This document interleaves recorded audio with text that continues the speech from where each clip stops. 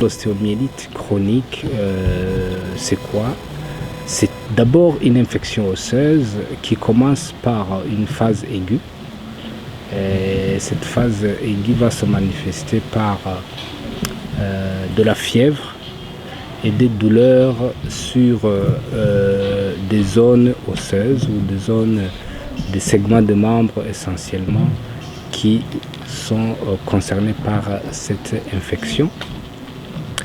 Et si la maladie n'est pas bien traitée à sa phase aiguë, elle va évoluer vers une phase chronique.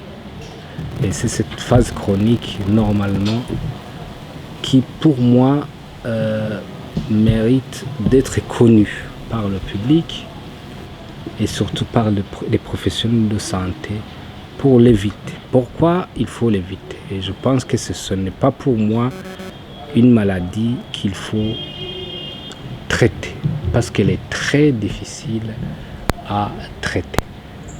Aucun chirurgien, aucun médecin ne vous dira qu'il vous guérira définitivement de votre ostéomyélite chronique.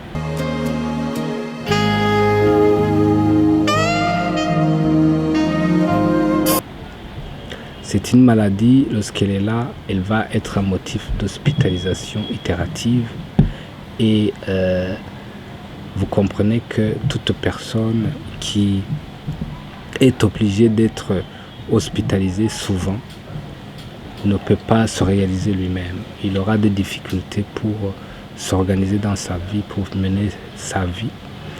Et si ça concerne encore une fois les enfants, surtout des enfants d'âge scolaire, ça devient encore une fois compliqué parce que la vie se construit le bas âge. Vous le comprenez bien.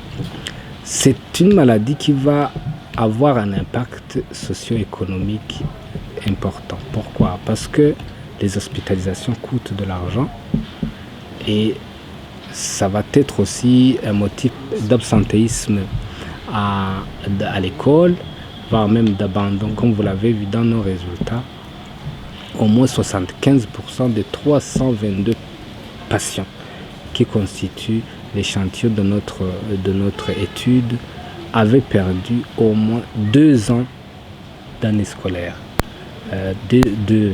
Avaient raté 2 classes dans leur scolarité. Vous comprenez quand même que c'est important.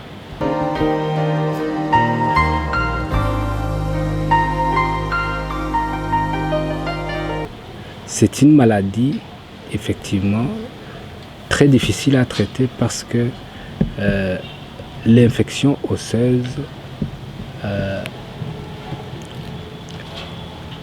est très difficile à traiter parce que l'os lui-même est très mal vascularisé. Et le traitement que nous fournissons aux malades doit passer par le sang.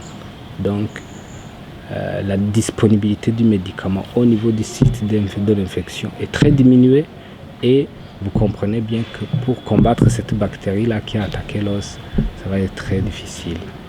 Alors, effectivement, vous avez vu que dans nos résultats, nous avons présenté un problème sérieux qui handicape notre communauté de consulter d'abord d'autres guérisseurs que le médecin classique que nous connaissons. C'est essentiellement les guérisseurs traditionnels, mais aussi les guérisseurs par la prière. À côté de cela, il faut comprendre que le diagnostic, même pour ceux qui ont consulté les médecins, peu de patients ont bénéficié du diagnostic au stade aigu. Ils ont été traités pour autres maladies. Et vous comprenez que c'est au moment de cette errance diagnostique, comme on dit en termes médicaux, cette forme aiguë passe à la chronicité.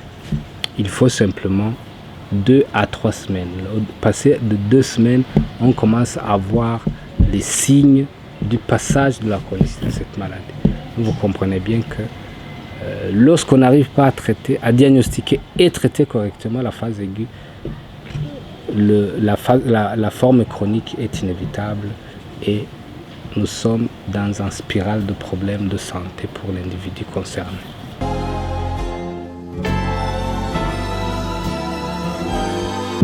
pas vraiment de prédisposition génétique, mais certaines recherches disent que les os les plus actifs peuvent être concernés par le problème. Et on pense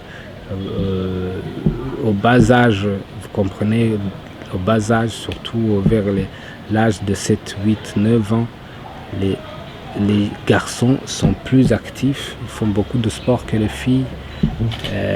Et on pense que c'est peut-être cette disposition, ce n'est jamais sûr, mais c'est des suppositions. Mais on pense effectivement que plus l'os est actif, plus il peut être exposé à cette infection-là.